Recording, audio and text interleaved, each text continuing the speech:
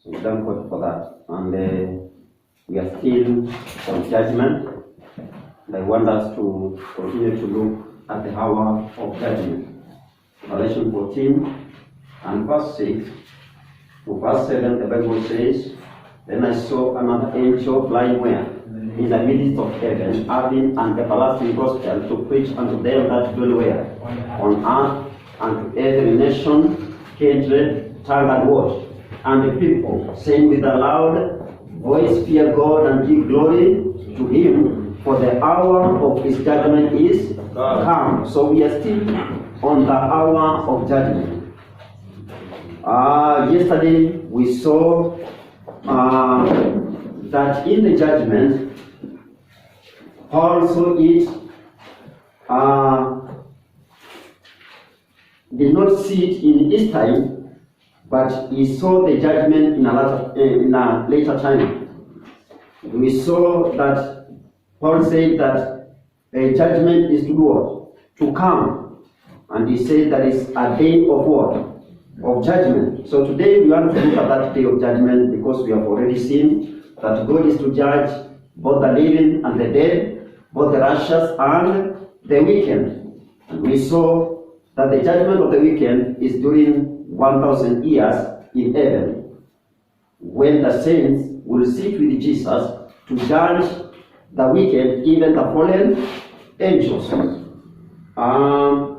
We also yesterday looked at the books which will be used in judgment, and we saw the book of life and also the book of what? Remembrance. And we saw that in the book of life we have all the names of the saints or the names of the righteous written in the book of life. We saw our actions, our words, and also our what? Our thoughts are very well chronicled where? In the book of remembrance. And when you look at the book of Great Controversy, I don't know whether someone has the book Great Controversy, even if it's in the form. Someone, please. Page 482 and paragraph 1. Great Controversy, page 482 and paragraph 1. You know the book? You have heard of the book before? Great Controversy? Of course, it's the book we wish that it be distributed in the whole world for people to understand the truths of these last days. Are you there, brother? Paragraph 1. Yes, 482 paragraph 1 of Great Controversy. What does it say? Every man's work passes in review before God, yeah, and is registered for faithfulness or unfaithfulness. So every man's work is registered in where? In the books of heaven, and it is registered either for faithfulness or unfaithfulness. Continue. Opposite each name in the books of heaven, yeah, is entered with terrible exactness. It is entered with terrible what? Exactness. Continue. Every wrong word, every selfish act,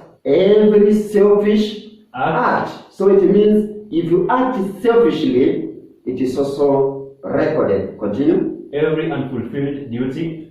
Every unfulfilled what? Duty. So if you have a duty to perform and you fail to do what? To fulfill, then it is chronicled. It is recorded. Yeah. And every secret sin. And every secret what? Sin. Continue. With every artful dissembling. Continue. Heaven sent warnings or reproofs neglected. Every sent warnings or reproofs neglected. So if you hear any of reproof or warning and you do what? You neglect, it is recorded that you neglected. You do not take the warnings and reproofs unto yourself and accept that you need to correct your habit. Continue. Wasted moments. Even the wasted what? Moments. So anytime you waste, it is very well chronicled. Unimproved opportunities. unimproved opportunities. So there are opportunities that you need to do what? To improve. And if you do not improve, then it is recorded. The influence exerted for good or for evil. Yeah? With its far-reaching So if you results. have any influence, and that influence, you are influencing people for good or for what? For evil. It is recorded. So we need also be careful what influences we have to other people. You know, even in dressing, you may dress in such a way that will influence others to do as you are doing. Is that true? Yeah. So we may influence others for good or for what? For evil, and it is recorded. If we are influencing others for evil, if we are also influencing others for good, it is also done what? Recorded. Continue. The influence exerted for good or for evil, Yeah. with all its far-reaching results, Yeah. all are chronicled by the recording angel. So we have recording angel who records. In 486 paragraph 2 of the same book, please read as we get into the hour of judgment, or the day of judgment. 486 86 paragraph 2. What does it say? minutes. 486 paragraph 2 of the book Great Controversy. 486 and paragraph 2. 486 and the second paragraph. Yeah. Here and there. It says, It says, Sins that have not been repented of, the Bible, the book Great Controversy says, or the inspiration says, that sins that have not been repented of that have not been repented of, and forsaken, yeah. will not be pardoned and blotted out of the books of record. So we need to repent of our sins and do what? And forsake them. So any sin that is not repented and forsaken will not be blotted Blotted out. out of the book of record. But will stand to witness against the sinner in the day of God. Continue. He may have committed his evil deeds in the light of the day or in the darkness of the night. Yeah. For they were open and manifest before him with whom we have to do. Angels of God witnessed each sin and registered it in the unerring records. Sin may be concealed, denied, covered up from father, mother, wife, children, and associates. No one but the guilty actors may cherish the least suspicion of the wrong, but it is laid bare before the intelligence of heaven. Thank you. So whether the sin is concealed, that even your mother or your father cannot know, but it is there before who? Before God. Before God. Daniel chapter 7, let's stand there. We are looking at the hour of judgment, or the day of judgment. According to Acts chapter 17 and verse 31, let's begin there first. Acts chapter 17, as we turn to Daniel chapter 7. Acts 17 and verse 30 to verse 31. The Bible says, and the times of this ignorance God winked at, but now commanded all men everywhere to do what? To repent. So when you do not know something is wrong, God winks on that. But when you know the truth, and you get to understand what you're doing is wrong, then you need to do what? To repent. Why? Verse 31. Because he hath appointed a day in the which he will judge the world in what? Righteousness by that man whom he hath ordained, whereof he hath given assurance unto all men, in that he hath raised him from where? From the dead. So we have the day of what? Judgment.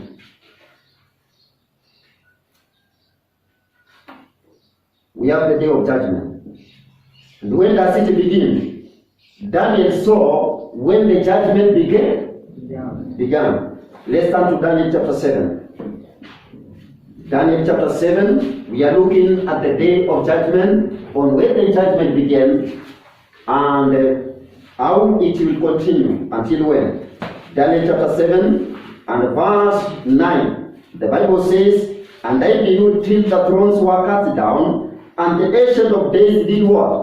Sit, whose garment was white as snow, and the hair of his head like the pure wool. His throne was like the fiery flame, and his wheels as burning fire. A fiery stream issued and came forth from before him. Thousands ministered unto him." If you want to know who are these thousands and thousands and 10,000, who are they? You can read for your time, in your own time, in the book of Revelation chapter 4 and Revelation chapter 5. You'll understand those are heavenly angels. Are you together? So angels are there as witnesses, because they are also the ones who take a record. Are you together?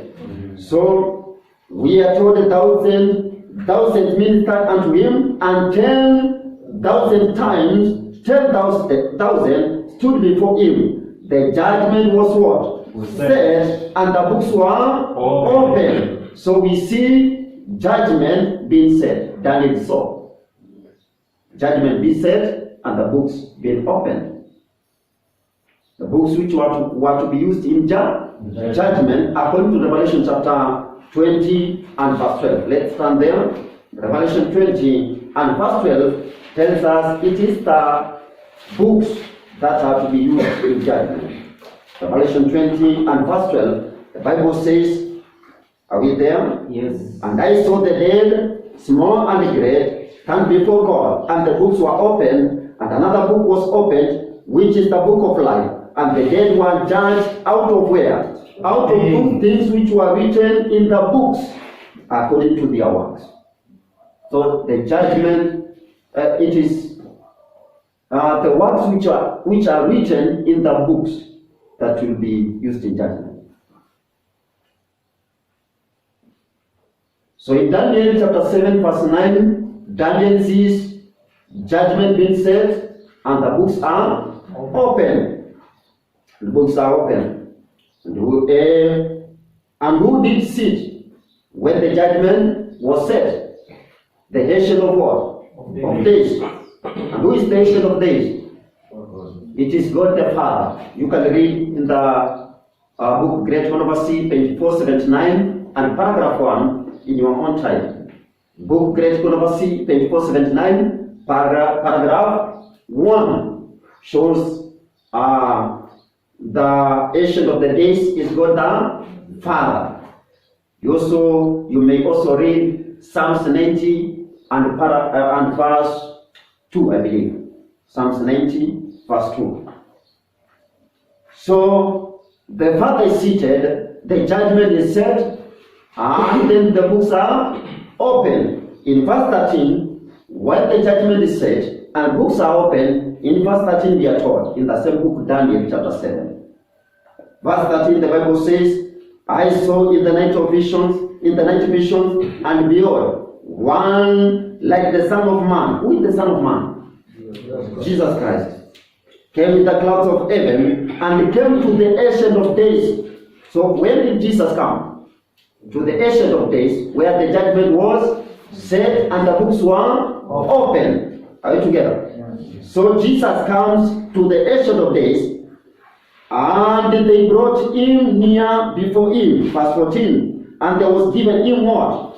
Dominion and glory and a kingdom, that all people, nations, languages should serve him. His dominion is an everlasting dominion which shall not pass away, and his called kingdom that which shall not be done what? Be destroyed." So we can see the Son of Man comes to the Ancient of Days, who is God the Father, in judgment. When he comes, when the judgment is set and books are opened, Jesus comes. To do what? So that in the process of the judgment, he may receive what? Dominion, glory, and kingdom. Can you see that? Yeah. That he may receive dominion, glory, and kingdom. So it is in the process of judgment that Jesus should receive dominion, glory, and kingdom. But before Jesus receives dominion, glory, and kingdom, that he may come as the Lord of Lords and King of Kings, something must happen in the judgment. Jesus must do something in order for him to receive dominion, glory, and kingdom. And what is that?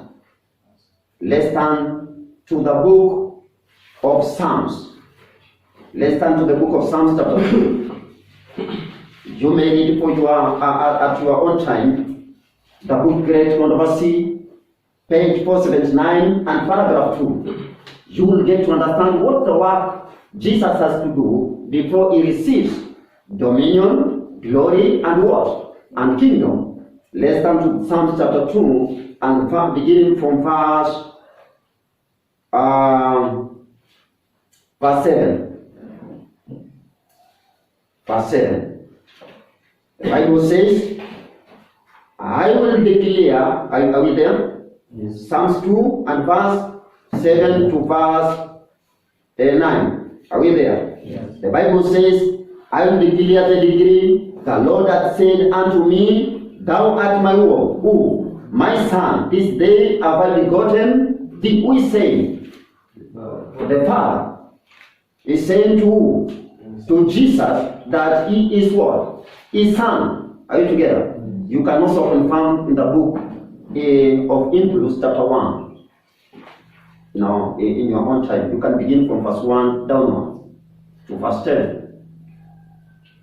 So the Father says to Son, that thou art my womb. Son, this day have I begotten thee. Ask of who? Of me, and I shall give thee the Eden for thy what? Inheritance, and the uttermost parts of the earth for thy what? Possession. Thou shalt break them with a rod of iron. Thou shalt dash them in pieces like a potter's vessel.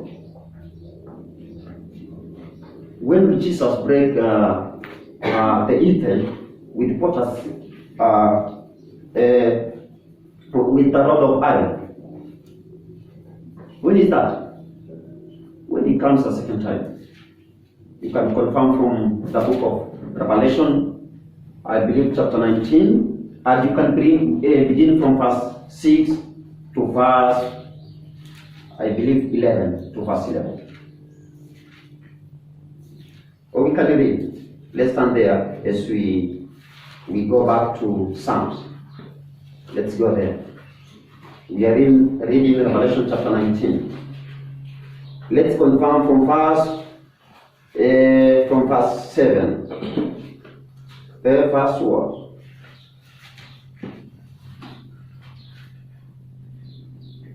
Let's begin from verse 11. Verse 11. Are we there?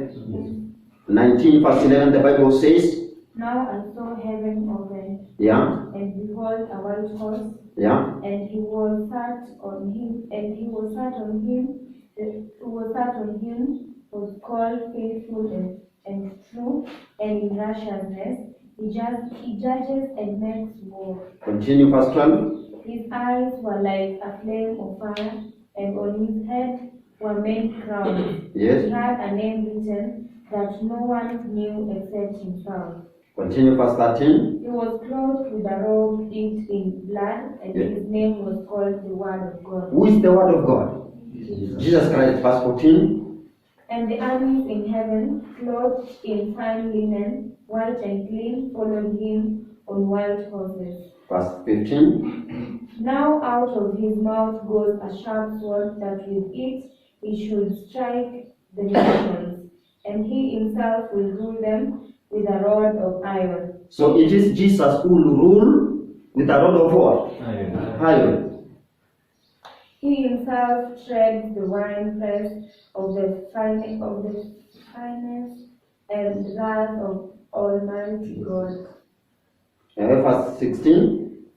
And he has on his robe and on his thigh a name written, Which one? King of Kings and Lord of Lords. Yeah. So it is Jesus who is to rule the world with a rod of what? Iron.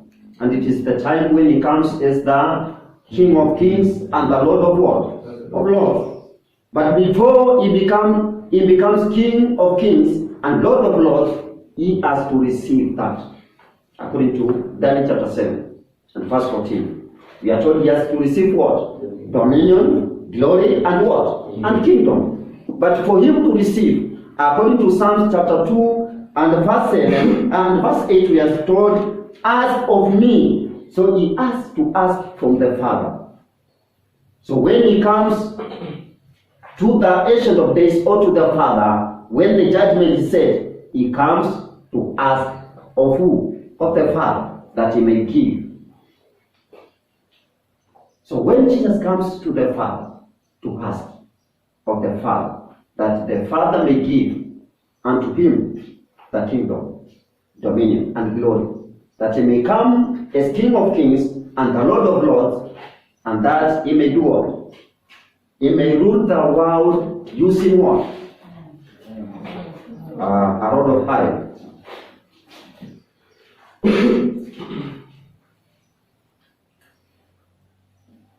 How does Jesus ask before the Father?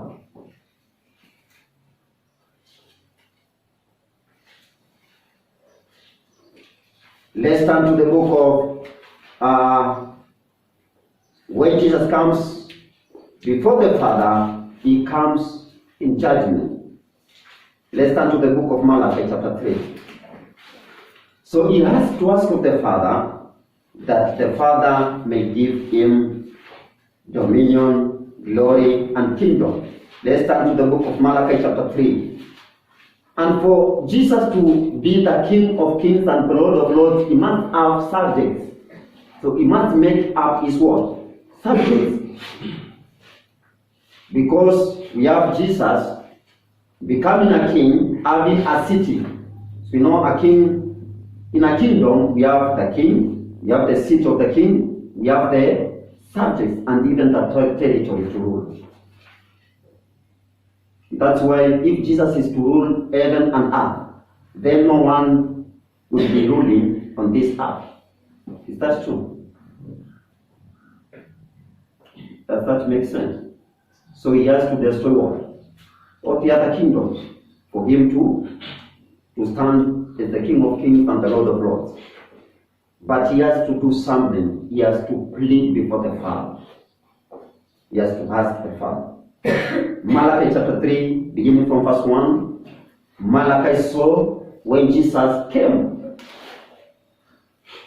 into judgment, or he came when the judgment was set. The Bible says, behold, I will send my messenger, and he shall prepare the way before me, and the Lord whom ye seek shall suddenly come to his what? Temple. What is temple? In another word.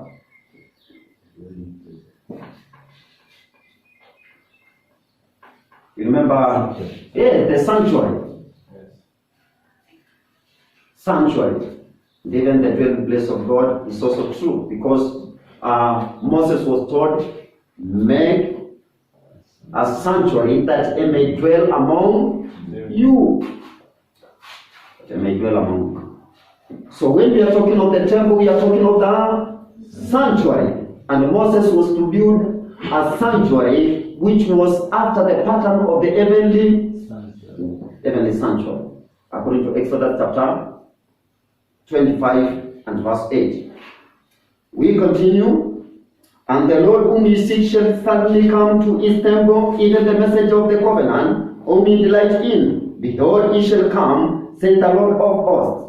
But who may abide the day of his coming, and who shall stand when he appeareth? For he is like a refiner's fire, and like fuller's soap. and he shall sit as a what? A refiner and purifier of silver, and he shall purify the sons of who? Levi, meaning he shall purify his people. You know, in the last days, when we have the word Levi, Israel, Jacob, we are talking of spiritual, not the ancient. Are we together? And we are told, and purge them as gold and silver, that they may offer unto the Lord an offering in what? In righteousness. Then shall the offering of Judah and Jerusalem be pleasant unto who? Unto the Lord, as in the days of old, and as in former years.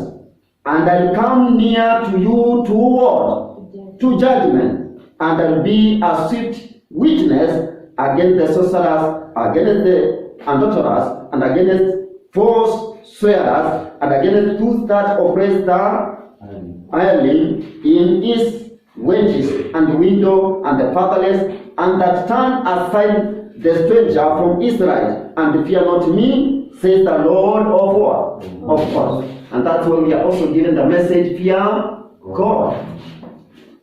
And give glory to him, for the hour of his judgment is come. So Jesus comes to the Father when the judgment is set. And he comes in order to purify his people, in order to cleanse his people, to be clean. And this is the language of the sanctuary. If you want to understand better, go read the book of Leviticus chapter 16, the whole of it.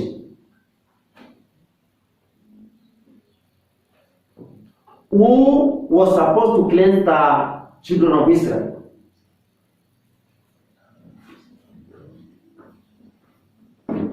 Let's turn to that book, Leviticus chapter 16. Let's begin from verse 30.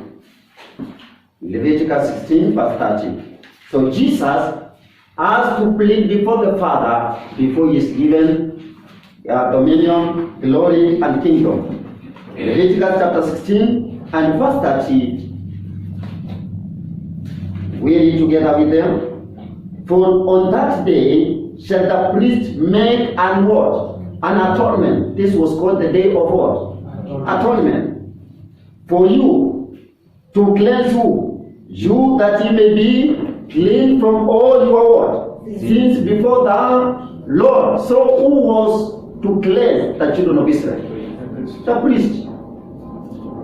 So it means the same work that the priest did, Jesus is doing, in order to cleanse his people during the judgment. Are you together? And that's why we have Jesus as our high priest. So when Jesus comes to the Father, he comes as a priest. Let's turn to Hebrews chapter 9.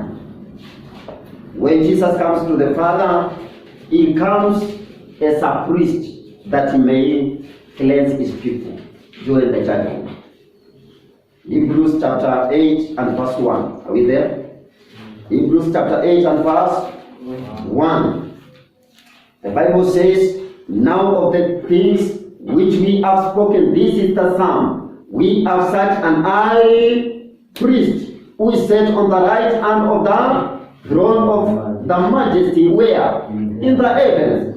So our high priest is where? In heaven. A minister of the sanctuary and of the true word, tabernacle, which the Lord pitched and not man. So Jesus is our high priest in the heavenly sanctuary. So when he comes to the Father, he comes as an high priest. Remember, the high priest entered the most holy place once per year. To do what? To do the work of cleansing the sanctuary, as he also cleansed the children of Israel. So both cleansing of the sanctuary and the cleansing of the children of Israel was done by the high priest in the most holy place. But the holy place, only the holy place, even the other priest, not the high priest, were able to enter after the service there. But in the most holy place, only the high priest could enter Once. there once in a year. But now we have Jesus as our high priest. Meaning, if Jesus came to the Ancient of Days during the judgment, during the cleansing of his people, he came into the most holy place where that service was performed. Are you together? So that's why Jesus has to plead on our behalf in order to cleanse us. And what is he using to cleanse us? Hebrews chapter 9. Hebrews chapter 9. In order for us to be purged of our sins or to be cleansed, what is used for cleansing? Hebrews chapter 9 and verse 22, the Bible says, and almost all things are by the law purged with what? Blood. With the blood. And without shedding of blood is no what? Remission. Remission of what? Sin. Of sin. So unless there is blood, there is no remission of sin. So it is the blood which is given for cleansing. You can also confirm in the book of Leviticus chapter 17 and verse 10 to verse 11. So it is the blood which is used for cleansing. God gave the blood for cleansing. Are we together? Verse 24. Verse 24. For Christ is not entered into the holy places, meaning the holy place and the most holy place, made with hands, which are the fingers of the true, but into heaven itself, now to appear where? In the presence of God for us. So when Jesus goes into the most holy place, he goes on our behalf to pray, to plead, to ask on our behalf. Are you together? Is the high priest. And that's why in the book 1 Timothy chapter 2 and verse 5, we are told we have an advocate with the Father. Who is that? Jesus Christ, the righteous. Jesus is our advocate. We have one God and we have one mediator, and that is Jesus Christ. Jesus is our mediator. He is our advocate. You know the work of advocate? You know that one? Yeah. So Jesus is our high priest, is our advocate in the judgment. So when the judgment began, Jesus also appeared to plead on our behalf as our high priest.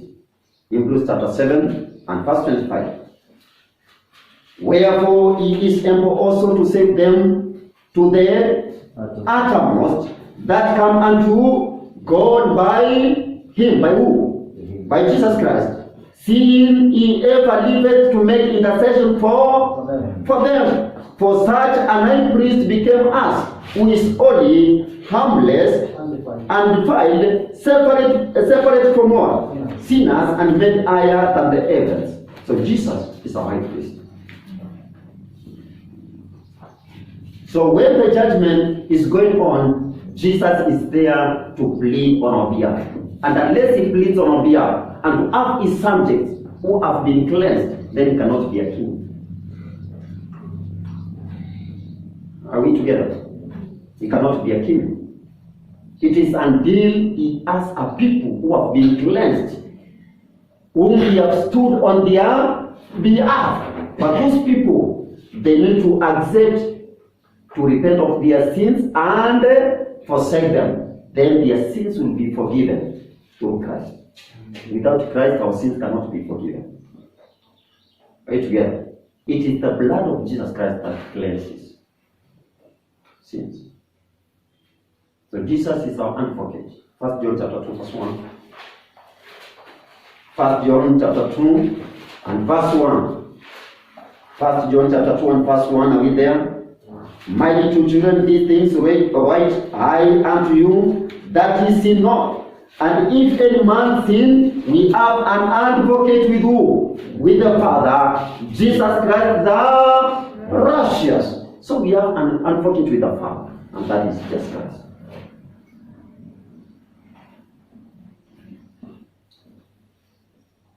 So we want to look at when did Jesus begin the work of pleading on our behalf when the judgment was set? Because Daniel saw when the judgment was set and the books were open, and Jesus appeared before the Father as our advocate, the Father being the judge in the court of heaven. Are we together? Jesus being our advocate, being our mediator, and Jesus being our high priest. We do not need any other priest to plead on our behalf.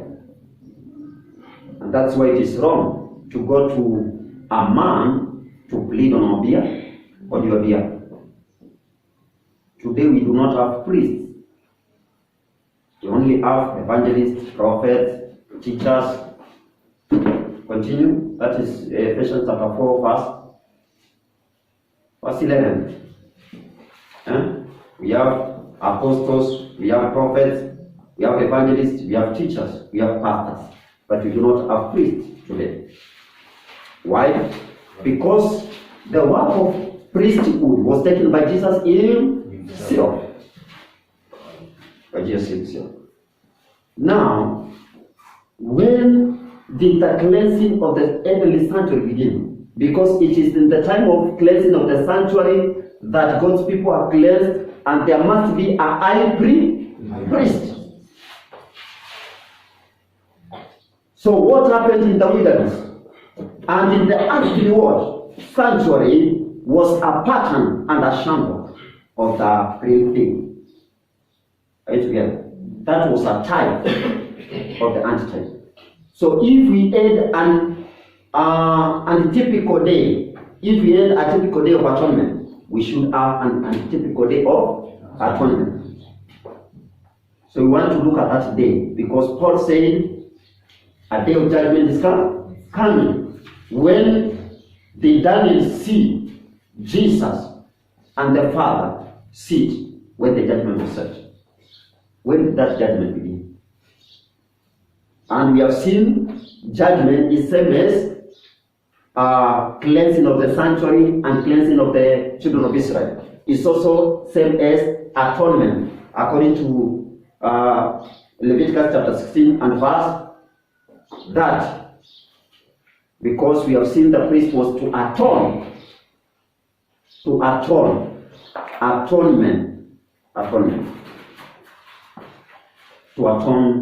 for the children of Israel. Let's turn to the book of Daniel chapter 8. Daniel chapter 8, Daniel was shown when the judgment was to begin. Judgment, when was it to begin? The judgment, same as the cleansing of the sanctuary, same as cleansing of the atonement. So when Jesus is cleansing the sanctuary and cleansing his people, he's also atoning for them. Right together? Yes. Let's turn to which book? Daniel 8 and verse 14. And he said unto me, unto 2,300 days, then shall the sanctuary be cleansed. So the sanctuary was to be cleansed after 2,300 days. Remembering that the book of Daniel is a prophetic book. Yeah. So when we are talking of days in Bible prophecy, we mean how many? Years. How many years? So a day in Bible prophecy means a year. Where in the book of Ezekiel chapter 4 and verse 6, and even the book of Numbers 14 verse 34. Yeah. You may read and you may read for yourself at your own time. Which book did I say? Ezekiel chapter 4 and verse 6, then Numbers 14 and verse 34. Are you together?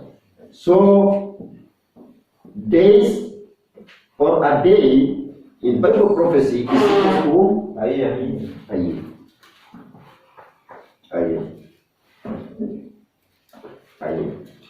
So, if it is 2,300 days, it means it is 2300 years.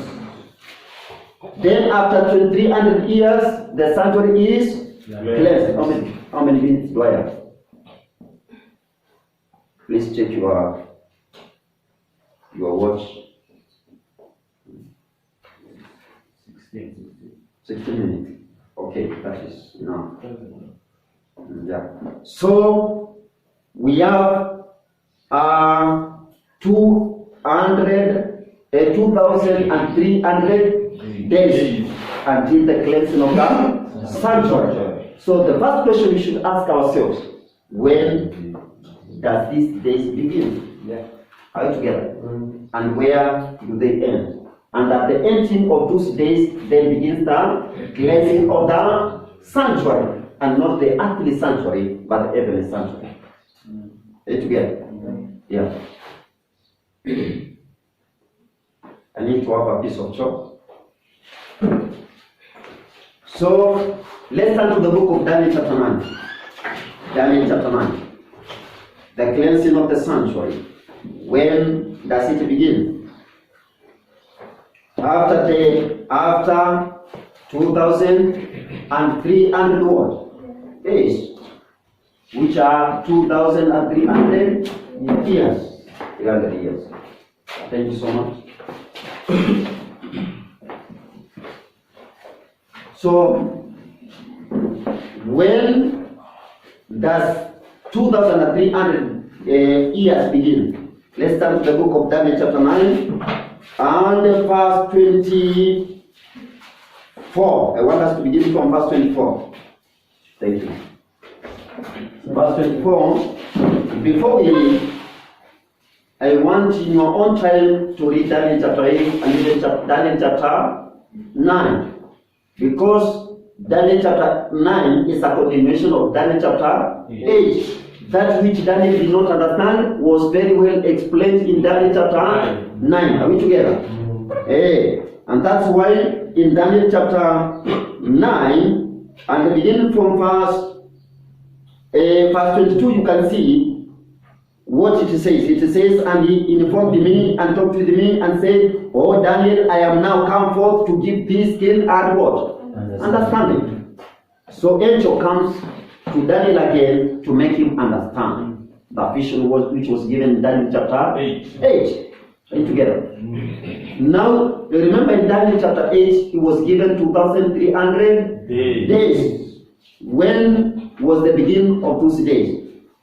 Verse 24. 7 weeks and determined upon thy people and upon thy holy city to finish the transgression and to make an end of sins and to make reconciliation for iniquity and to bring in everlasting righteousness and to seal up the vision and prophecy and to anoint the most holy. So in verse 24, we are given a certain portion being subtracted from the 2,300 days. We are told 70 weeks are determined, meaning from 2,300 days, it is removed 70 weeks. 7 weeks. 7 weeks is how many days? 490 days. Meaning those are 490 years. Yes. How did you come to that conclusion? I think it's good. Before that, you have said 7 weeks is same as 490 days. How did you calculate? I think that's got 7 days. Ask about 7 days? So 7 and 7 you get 490. Okay. Are we together now? Yeah. 10 days, a day is equal to A year. a year. So it is 490 By years. 490 years. 490 years. So 490 years are removed from 2,300 years. Are we together? Where are they beginning? Verse 25. Know therefore and understand that from the going forth of the commandment to restore what? To restore and to build Jerusalem, and to the Messiah the priest shall be 7 weeks and 60 and 2 weeks. The street shall be built again, and the wall even in troublous times. So we are given the beginning point. When the degree shall be given to restore what? To restore and build what? Jerusalem. Are you together? Yeah. So the beginning of 2300 years begins when the degree is given. For the king of Jerusalem. Degree is given for building, Decree. for restoring. Decree. Or the decree. Yes, Sorry, degree. For restoring and building, building Jerusalem. Was Jerusalem destroyed? Yes. By who? By Nebuchadnezzar, king of Babylon. So it has to be restored. So it means the degree to restore and build again Jerusalem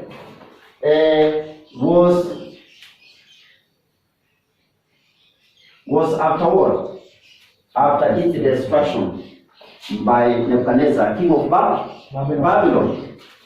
Are you together? So this is the beginning.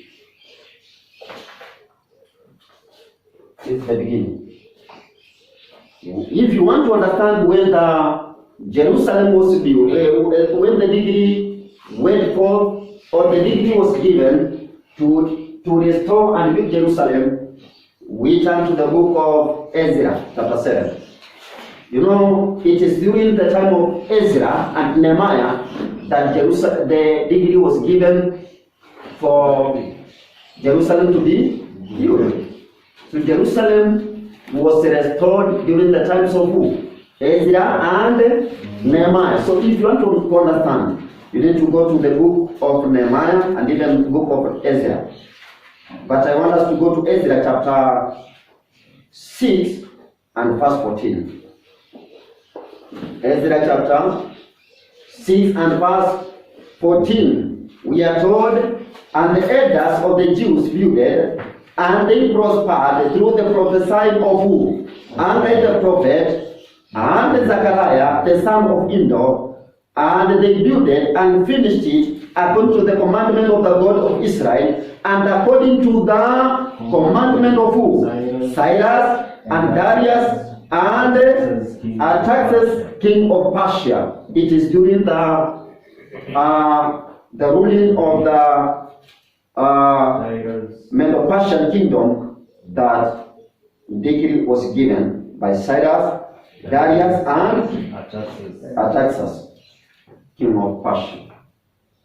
If you go back to the books of history, you will find that the decree was given in the year, which year? 457 BC. 457 BC. 457 BC. So we have to count from 457 BC. We count how many years? 2,300 years. Then at the end of those years, we have the beginning of the cleansing of the sanctuary. So when we have 2,300 years, brings us to where? What do you do?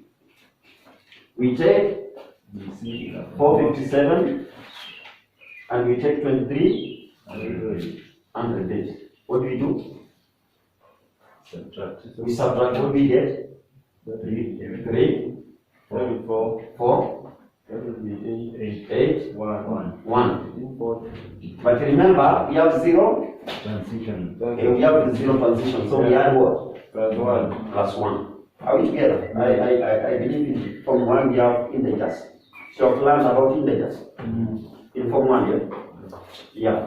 So we have 0 transition, that's why we have 1843, then plus 1 we get 1844. This brings us to 1844. And remember, this was BC, we are turned to AD.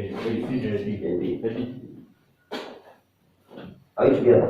But there are some events before this event, which are very well explained in Daniel chapter 9, from verse 24 to verse 27. Are you together?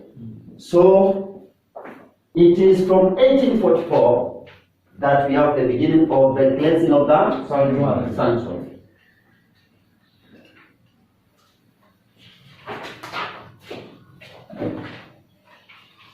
So, are we living in the time of judgment? Yes. the cleansing of the sanctuary and the children of Israel.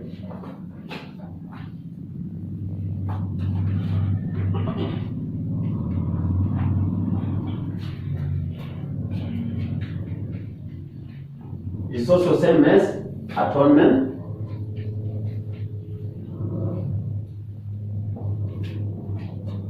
The same as atonement, isn't it?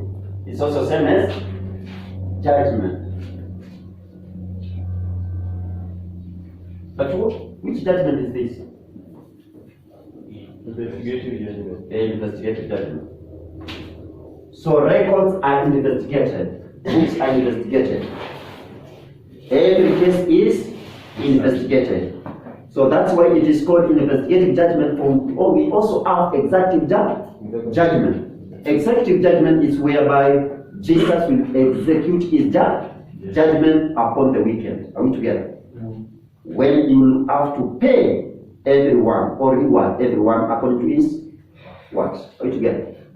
But before executive judgment, we have what? Investigative judgment, where every case of each and every one of us will be investigated. When did it begin? 1844. So from 1844, we have the investigation of every case, or case of everyone. But it is for the righteous, for the wicked, their investigation will be during the 1,000 years in heaven. Right together. So I believe it is clear up to there that from 1844, Christ entered the most holy place to begin the work of what? Investigative judgment, and whereby he appears before the Father when the judgment is going on to be our advocate, to be our high priest, to be our mediator. Are we together? Last fast. Let's turn to the book of Hebrews chapter 4 as we come to close. Hebrews chapter 4. If you want it to be clear to you, go read the book Great Controversy, topic called Facing Life's Record. Facing Life's Record. Please read that book, Great Controversy. It's a very nice book, and will be enlightened about the judgment. Let's read Hebrews chapter 4, beginning from verse 14. Are we there? And we read up to verse 16. The Bible says, "Seeing then that we are who? A great high priest that is passed where? Into the heavens. Who? Jesus, the Son of who? Of God. Let us hold fast our profession. For we have not an high priest which cannot be touched with the feeling of our infirmities, but was in all points tempted, as we are, yet without what? Sin." Verse 16. "Let us therefore come boldly unto the throne of grace, that we may obtain mercy and find grace to help in the time of what? Of need." The time of need. So it is during the time of judgment, it is during the time when Jesus is our high priest, that we are to approach the throne of grace boldly, that we may receive grace, that we may receive grace and receive mercy. Receive mercy. And we saw yesterday that those who receive mercy are those who accept to do what? To confess, repent of their sins and forsake them, are not those who cover their sins. Right together. Let's read this in the book of 1 Timothy chapter 5. 1 Timothy chapter 5. This is what Jesus wants us to do. We have nothing to do but do what? To approach the throne of grace boldly. Because we have an advocate with the Father. We have our high priest. And because we have our high priest, we need to come boldly to the throne of grace. When there is grace, when there is mercy, while the mercy and grace lingers, we need to come to the throne of grace before it is too late for us. Before there is close of what? Probation. Before that probation closes, when there will be no more grace and mercy for us. When Jesus stands on our behalf, we need to come and request for the forgiveness of our sins. 1 Timothy chapter 5, beginning from verse 24. Are we there? 5:24, the book 1 Timothy. It says, some men's sins are open beforehand, going before to judgment, and some men they fall after. Question: will you wish that your sins go in hand before judgment, or to fall after you? What is your wish? Of course, our sins should go before judgment, for them to be atoned for and be blotted out. Are you together? Yeah. If you accept our sins to fall after us, they will crush us. And we will not be able to stand. Our sins must go before and into judgment, that they may be forgiven, atoned for, and then blotted out, and that our names may remain where? The book of life. And if our sins will not be blotted out, then our names will be done what? Be blotted out. Are we together? Now, I believe that is very clear to each and every one of us, and it is my wish that may God help us, that we may accept our sins to go before and into judgment. Into judgment. And of course, we need to understand what is sin. You know, we may play about with sin without knowing whether what we are doing is sin before God. So that which is not right with God, then we need to repent, we need to confess, we need to forsake, that we may be forgiven. Isaiah 45.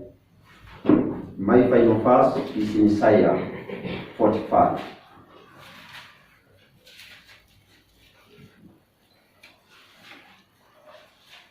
Say 45 or 43. Let's turn to 43, verse 25. 43 Isaiah, verse 25. Verse 25. Are we there? The Bible says, I, even I, am he that blotted out thy transgressions for mine own word, sake, and I will not remember thy sins. So you see, there is a promise that God will not remember our sins. But in order that our sins may not be remembered by God, we need to repent of them and forsake them, especially during the time of judgment, when Jesus stands on our behalf.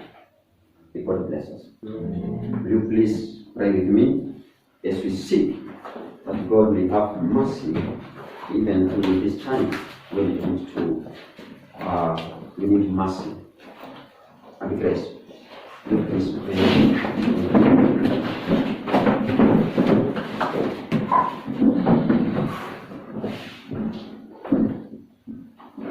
Let's pray. Our dear Father, who art in heaven, thank you so much for such a wonderful message unto each and every one of us. We have seen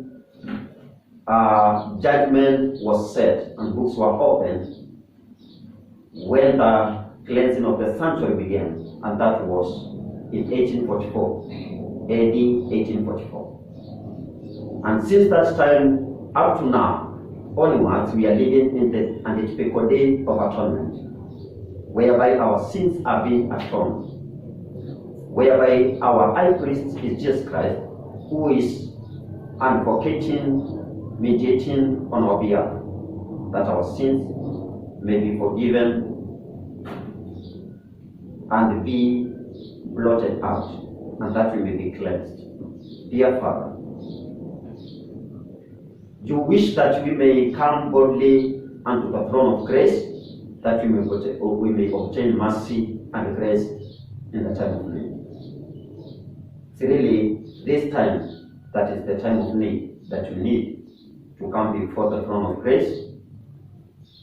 Ask for forgiveness of our sins. We may repent of them, confess them, and even forsake them. Dear Father, have mercy upon each and every one of us. Help us in our weaknesses. Give us strength that, Lord, you may say that we can do all things through Christ who strengthens us. So prayer this morning, in Jesus' mighty name we pray. Amen. Together with that, our Lord and Savior, we thank you because you have given us this day. Lord, we have written in the papers on our needs, but we are pleading with you that, Father, you may answer us. You who searches the hearts of men, we are asking you, Father, to provide our needs in accordance to your will. Whatever we might have asked you for selfish gain, please, Lord, teach us so that, Father, next time we may not make the same mistake. Whatever we have asked, O dear Lord, on behalf of others and on behalf of ourselves, that is in accordance to your will. We say that, Father, we should not be anxious about anything, but in prayer and supplication we should make our request known to you. Therefore, Lord, we have made our request to you, and we are thanking you because we know that you are going to attend to them in accordance to your reaching grace that is rich. Among those prayers that we have written, Lord, we have those that have been altered amongst us, that we have been praying for those who are not feeling well. Thank you, Lord, because we know you are able to help them. And especially, Lord, we want to pray for Moses' mom, who's not been feeling well for quite a time. We're still pleading for your mercies upon her life, and we are still praying that, Father, in your own providence, you who is the author of our health, that, Lord, you may extend your healing mercies upon her. We also want to pray for our Fred's father-in-law, John, who is not also feeling well. Please, Lord, in a special way, we are praying that, Father, you may stretch your healing mercies upon him, so that, Lord, he may recover, go back to his work, so that he can continue serving you.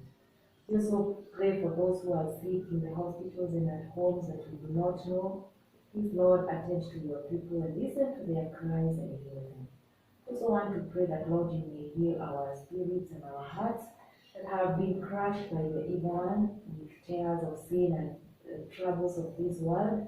Give us peace and comfort so that, Lord, we may continue trusting and hoping and waiting upon you. Lord, we have been praying for Winnie's mother, and Lord, you allowed her to rest. We are praying for this family as they grieve on their mother. Lord, you may comfort them.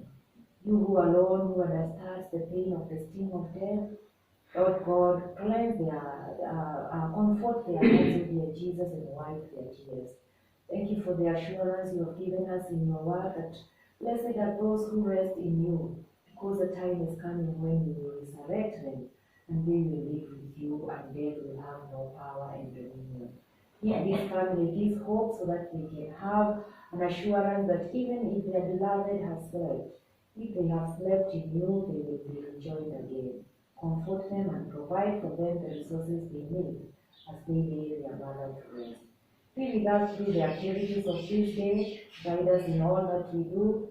As we go to our classes, Father, give us a mind that we will be able to grasp the concepts that you want us to grasp.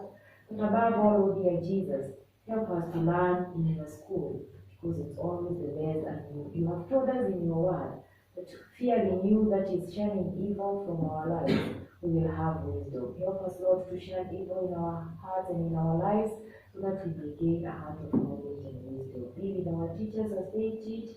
Help them to carry the love of Christ to the classes, and help them to direct these lives in accordance to your grace and to your will, so that everything may be glorified.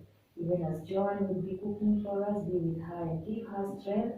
Bless us and keep us safe. We plead the blood of Jesus on the walls and the gates of this school. And when we meet again at your feet in the evening, we we will glorify and honor your name. Thank you for listening to our prayers and answering whatever we have not asked for. May your Holy Spirit intercede on our behalf. And when all is said and done, may glory and honor be to your name. Our Father who art in heaven, hallowed be thy name. Thy kingdom come, thy will be done on earth as it is in heaven. Give us this day our daily bread, and forgive us our trespasses, as we forgive those who trespass against us. Lead us not into temptation, but deliver us from the evil one.